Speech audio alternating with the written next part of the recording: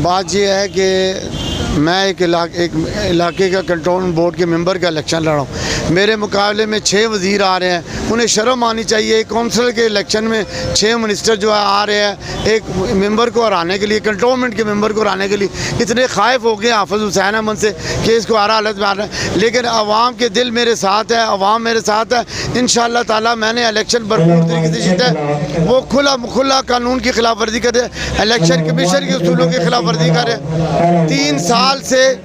3 साल से हुकूमत खिलाफ वर्जियों की बरमार कर रही है। मुल्क में महंगाई का कोई हिसाब नहीं है और जुल्म सितम और नाइंसाफ़ी हो रही है। इस हुकूमत का कोई नड़ी डटा ही नहीं है, ना इसको कोई समझ है, ना इसको रात को चीज़ और होती है, सुबह चीज़ और होती है।